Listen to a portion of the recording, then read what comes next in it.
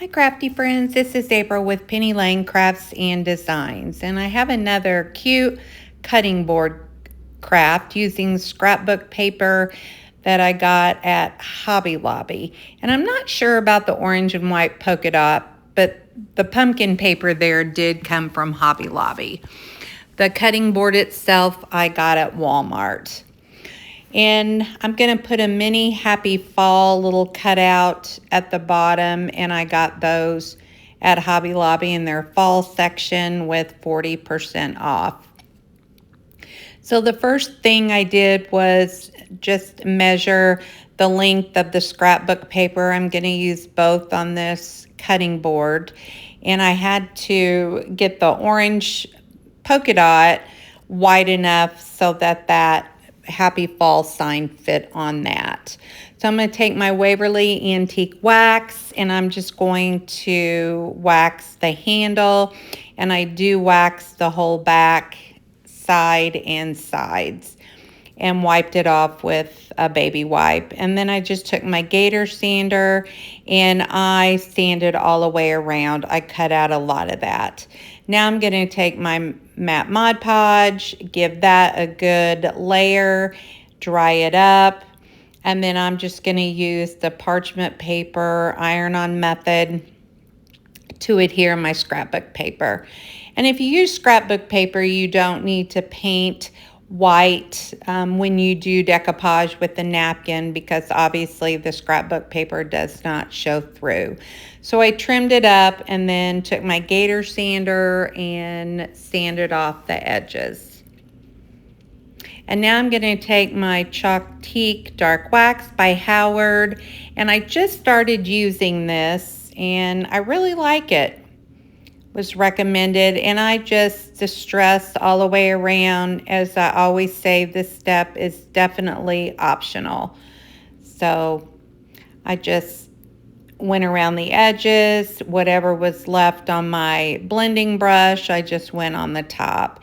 And now I'm going to take this Rick Rack and my Titebond Quick and Thick, and I'm just going to put a bead down of that Titebond and just glue down my Rick Rack. So I did have a little space in between, and I wasn't worried about it because I knew that was going to cover it up. And then just cut the ends, and I do add a little bit of Mod Podge to the end of that Rick Rack because it will ravel or fray, and that Mod Podge keeps it from doing that.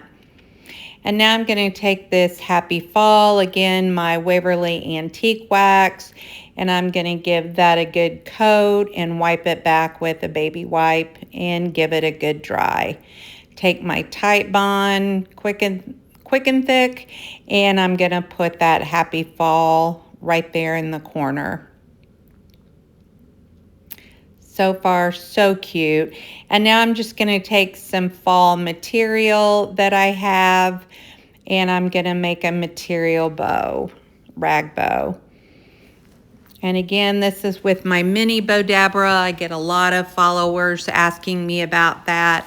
I do on my main Facebook page, about halfway down, I have, it's called product links, and a lot of my products that I use are linked there, so you can find several things. And I just added that Chalktique wax on there as well.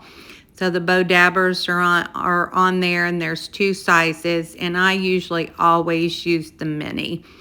So I'm gonna pull that bow out, kind of fluff it up, even up the tails, and just give that a good dollop of glue, hot glue, and glue that down right there.